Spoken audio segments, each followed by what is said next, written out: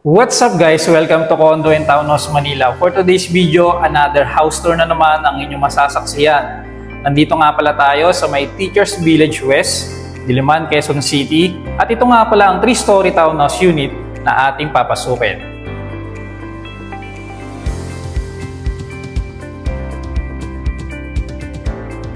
I'm Ben Sarchico, your licensed real estate salesperson. Tara, samahan niyo ako.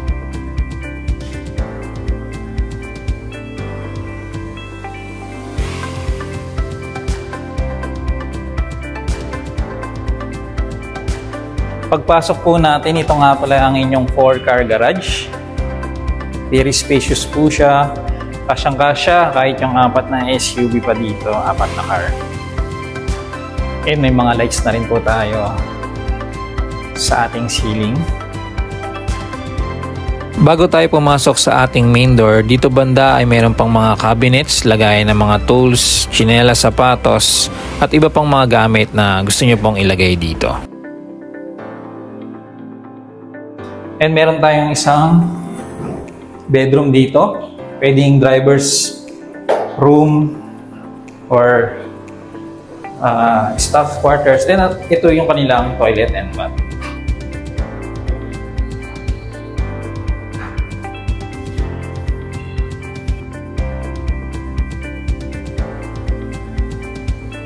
Pagpasok po natin ng ating main door, dito sa may ground floor, ito nga pala ang inyong receiving area or family area.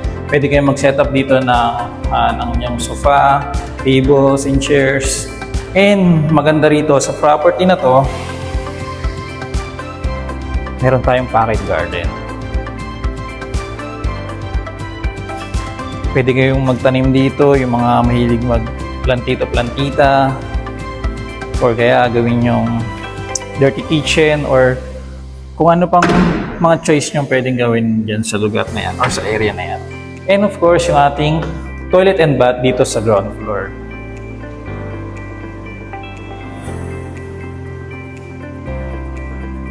Tara po, punta tayo sa may second floor.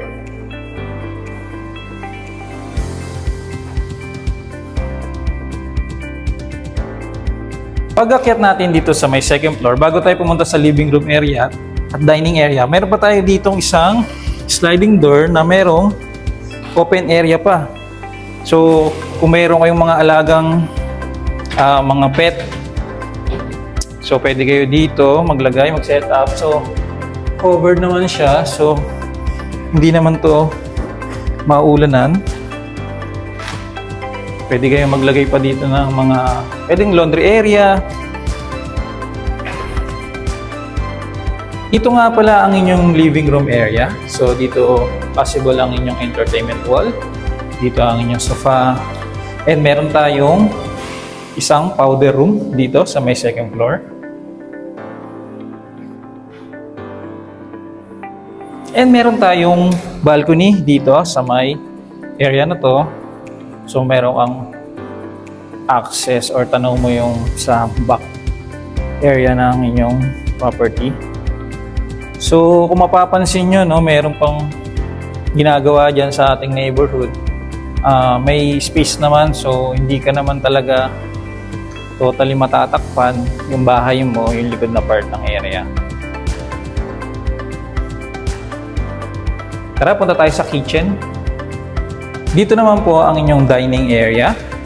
So kasyang-kasya dito siguro mga 6 to 8 seater na dining set table. And ito nga pala ang inyong breakfast nook.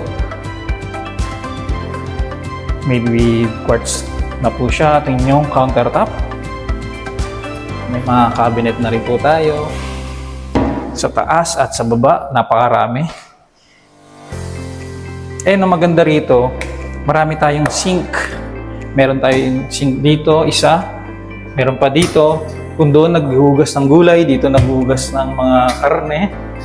So dito naman yung isa. Naghuhugas ng mga iba pang mahugasin sa pagluluto. Ang dami. Ang ganda ng kitchen na to, ang laki. So meron pa dito yung area provision for refrigerator. Ito naman po pala, meron tayong maliit na balcony. Yan. So, syempre, dito yung ating lutuan. So, yung air well niya. Saka meron tayong malaking bintana dito. Yan. So, para yung singaw ng luto o yung amoy ng mga niluluto, hindi siya ganun ka-amoy doon sa buong bahay kasi meron tayong ventilation dito sa balcony at sa malaking bintana natin. And yung ating mga cabinet, katulad na itong isa ay made with glass na siya. At yung mga pull-out drawer natin, at meron tayo ditong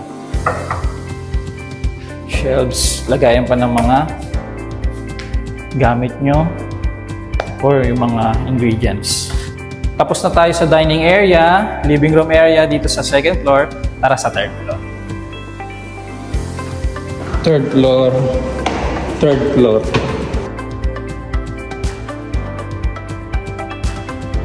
Pag-akit po natin ng third floor, merong 2 bedroom doon at 1 bedroom dito. So dito muna tayo sa bedroom number 1 o consider din as master bedroom.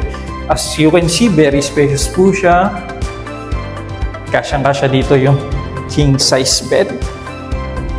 Yan. So may provision na rin tayo for split type aircon. At may bintana ka rin for your air well ventilation. At ito naman ang inyong master's toilet and bath. Meron na siyang bathtub.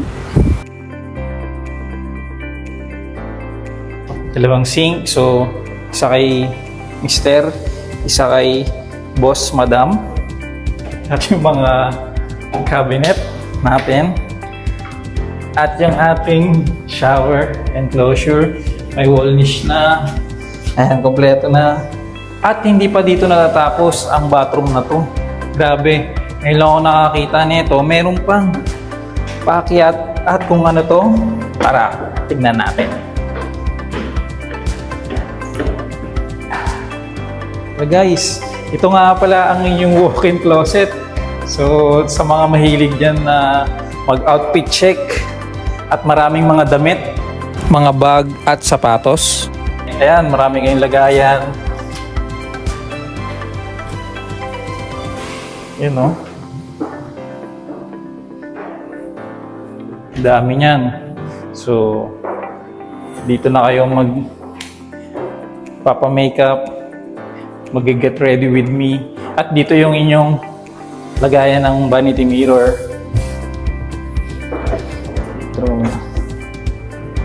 So, tara, punta naman tayo sa 2 pang bedroom doon sa may side sa third floor pa rin po.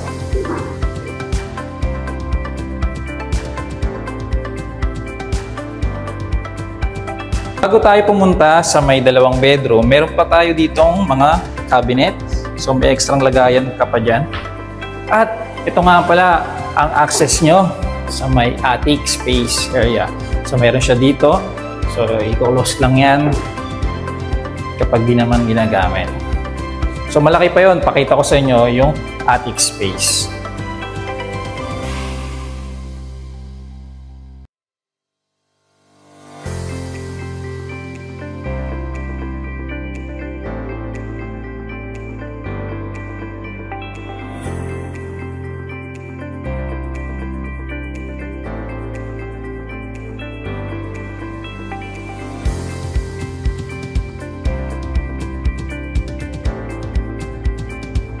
Pagtapos natin sa attic space, ito naman, pakita ko na sa inyo yung 2 bedroom.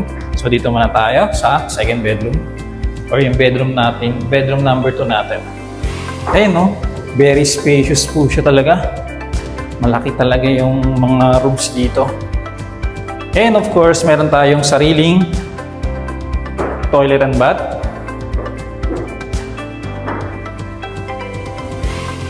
And yung mga cabinet natin.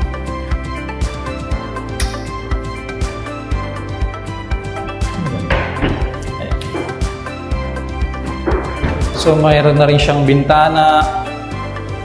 So para may access ka rin yung airwell natin. Tara po, punta naman tayo sa may last na bedroom, ating bedroom number 3. Ito nga pala yung ating bedroom number 3. Meron rin siyang toilet and bath, sariling toilet and bath. At yung kanyang malaking bintana dito,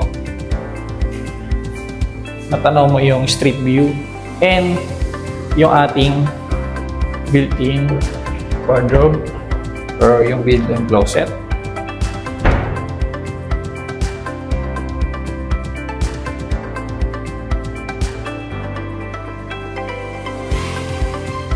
If you're interested in this property, kindly send me a message at Mr. Chico, your licensed real estate salesperson. Thank you for watching. Follow for more.